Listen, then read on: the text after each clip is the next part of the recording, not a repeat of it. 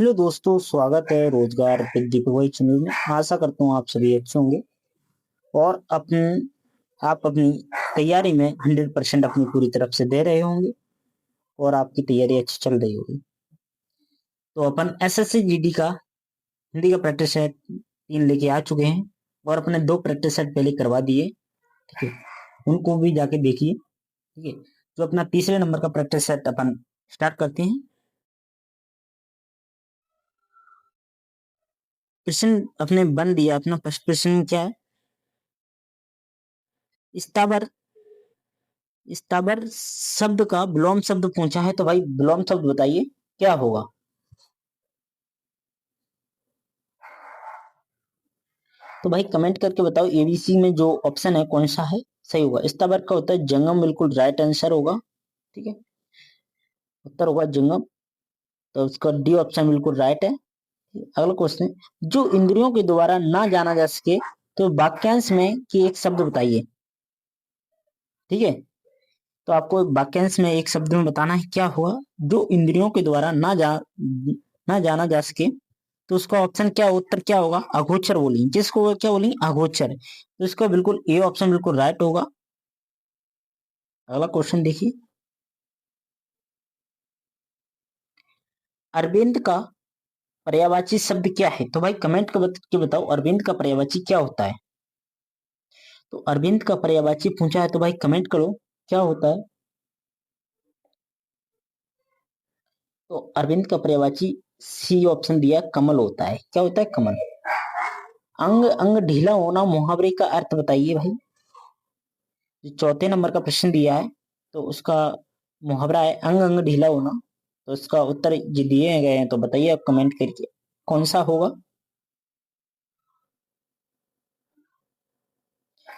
तो इसका उत्तर होगा अंग अंग ढीला होने का मुहावरे का अर्थ होता है बहुत थक जाना। क्या होगा, बहुत थक जाना। वो ऑप्शन दिया अपना बिल्कुल ए, बिल्कुल राइट ऑप्शन है। ठीक है, अगला क्वेश्चन देखिए,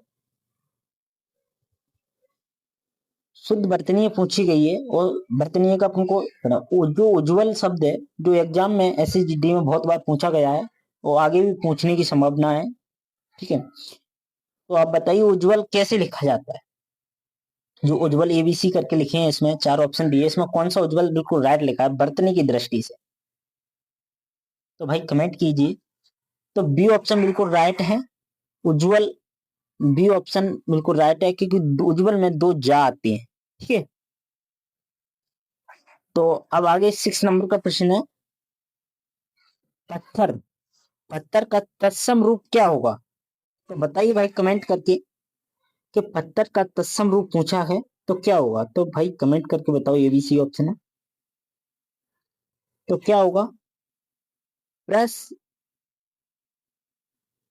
प्रस्तर होगा। क्या होगा, प्रस्तर। तो इसका बी ऑप्शन बिल्कुल राइट होगा भाई। अगला क्वेश्चन देखिए, 7वें नंबर क्वेश्चन है, दिए गए वाक्यांश में भय वाक्यांश का भय भय वाक्य ज्ञात कीजिए, ज्ञात करें जिसमें कोई टूटी है। तो भाई टूटी शब्द मतलब गलत क्या है, उसको आपको चेक करना है कहाँ पे गलत है।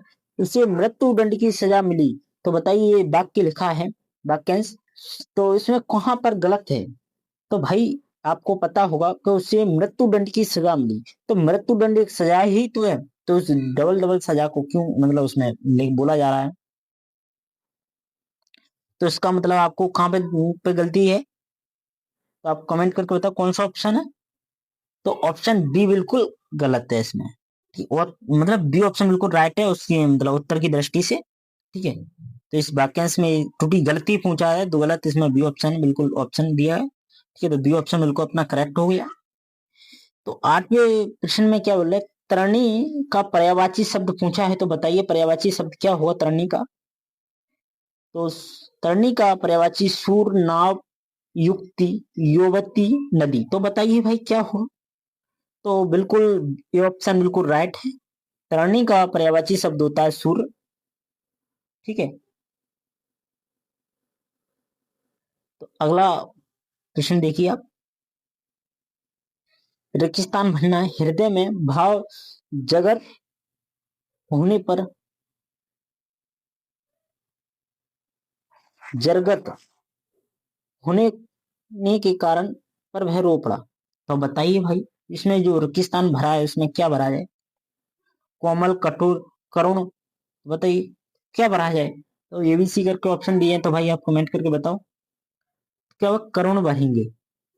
हृदय में करुण भाव जरगत होने के कारण वह रो पड़ा। ठीक है, ये सही हो गया बात। तो बिल्कुल सी ऑप्शन बिल्कुल राइट होगा। और 10वें नंबर के प्रश्न में क्या, पहाड़ टूटना मुहावरे का सही अर्थ क्या है? तो भाई बताइए। पहला ऑप्शन है भारी विपत्ति आना, भूकंप आना, और डर जाना, और कठिन कार्य करना। तो पहाड़ टूटने का मतलब होता है, मुहावरे में दिया है, तो क्या होगा भाई कमेंट करो। तो इसका आपको होगा, क्या होगा? भारी विपत्ति आना। क्या होता है इसका? भारी विपत्ति मतलब ए ऑप्शन बिल्कुल राइट है। पहाड़ टूटना मतलब बोलते हैं भारी विपत्ति आई इस व्यक्ति पर, मतलब उस पर बहुत पहाड़ टूटे, बोलते हैं हम। यस ये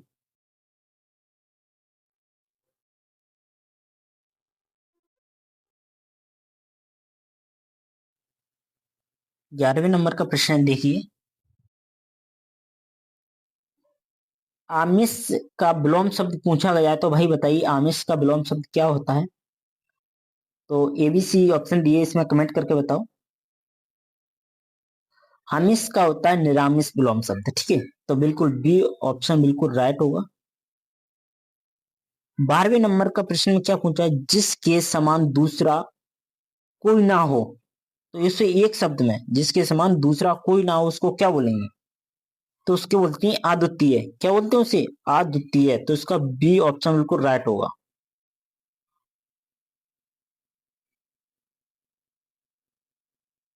ठीक है, अगला क्वेश्चन देखिए। 13वें नंबर का प्रश्न में क्या दिया है कि शुद्ध वाक्य की पहचान ना है? तो बताइए भाई शुद्ध वाक्य क्या होगा? वह लोग जा रहे हैं, वे लोग जा रहे हैं, वे लोग जा रहे हैं, वे लोग जा रहा है, वह लोग जा रहा है। तो बताइए कौन सा ऑप्शन राइट होगा? तो वे लोग जा रहे हैं बिल्कुल राइट ऑप्शन है, तो बी ऑप्शन बिल्कुल राइट होगा। 14वें नंबर के प्रश्न में क्या पूछ दिया गया है, हाथ का कंगन को आरसी क्या? लोक उक्तियों का अर्थ। हाथ के कंगन को आरसी क्या? लुप्त उक्तियों का अर्थ बताना है। तो ये ऑप्शन दिए हैं भाई। फर्स्ट ऑप्शन में क्या बोला है, प्रत्यक्ष को प्रमाण की जरूरत नहीं होती। और बी ऑप्शन बोलता है हाथ में कंगन पहनना। और सी ऑप्शन बोलता है सुंदर को गहनों की जरूरत नहीं होती। और डी ऑप्शन दिया है अहंकारी होना। तो भाई ये बताइए कमेंट करके आप। तो इसका डी ऑप्शन होगा, मतलब इसका ऑप्शन बिल्कुल हाथों के, हमें हाथ का कंगन को आरसी क्या? तो इसका ऑप्शन प्रत्यक्ष को प्रमाण की जरूरत नहीं होती। तो इसका ए ऑप्शन बिल्कुल राइट होगा। अगला क्वेश्चन देखिए। 15वें नंबर पे, आंख का तारा होना मुहावरे का अर्थ। तो भाई कमेंट करके बताओ आंख का तारा होना तो मुहावरे का अर्थ क्या हुआ? तो इसका मतलब बहुत दूर होना, बी ऑप्शन में दिया बहुत प्यारा होना, सी ऑप्शन दिया आंखों की बीमारी, और डी ऑप्शन होता कम देखना। तो भाई कमेंट करके बताओ। अच्छा प्रश्न है, ये भी एग्जाम में बहुत बार पूछा गया है। तो आंख का तारा होना मतलब क्या होता है? बहुत प्यारा होना। क्या मतलब बहुत प्यारा? तो बी ऑप्शन बिल्कुल राइट होगा। दिए गए शब्द में समानार्थी शब्द को अगर चयन करना है, तो मुझे अमृत दिया है उसका समानार्थी शब्द बताना, तो क्या होगा भाई बताइए? तो क्या होगा? पीयूष होगा। तो बिल्कुल पीयूष होगा, मतलब बी ऑप्शन बिल्कुल राइट होगा, अमृत का समानार्थी पीयूष होता है। अगला क्वेश्चन देखिए। उन्मुख का विलोम शब्द पूछा है, तो बताइए उन्मुख का विलोम शब्द क्या होता है? 17वें नंबर के प्रश्न में। तो उन्मुख का विलोम शब्द, उन्मुख का विलोम होगा, क्या होगा? विमुख होगा। क्या उन्मुख का विमुख होता है? तो उसका ए ऑप्शन बिल्कुल राइट होगा। बर्तनी की दृष्टि से अशुद्ध कौन सा है? तो भाई अशुद्ध पूछा, मतलब गलत बताना बर्तनी की दृष्टि। तो भाई कमेंट करके बताओ। तो सन्यासी, ऐतिहासिक, आशीर्वाद, अध्ययन। तो आपको दिख रहा होगा सन्यासी गलत है। क्यों? तो सन्यासी पे अंकी बिंदी आती है, वो अंकी बिंदी इसमें नहीं लगी। ठीक है, वो आदाना सापे की नाकी बिंदी आती है, वो नहीं है। ठीक है, तो आगे देखिए, तो इसका ऑप्शन बिल्कुल कौन सा, तो ए बिल्कुल राइट होगा। अगला क्वेश्चन देखिए, रेगिस्तान की पूर्ति करना 19 नंबर प्रश्न में। धनवान धैर्यवान धैर्यवान व्यक्ति विपत्ति में भी डैश नहीं होता। तो भाई कैसा नहीं होता धनवान मतलब धैर्यवान व्यक्ति, तो बताइए क्या नहीं होता।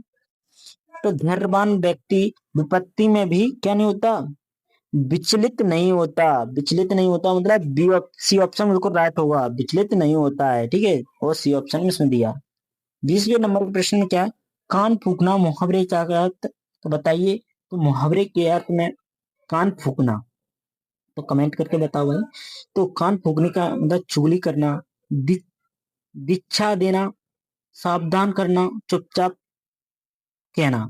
तो अपने कान फूकना मतलब बहकाना किसी को, ठीक है, तो दीक्षा देना बिल्कुल बी ऑप्शन बिल्कुल राइट होगा भाई, ठीक है, तो अपना बी ऑप्शन राइट है।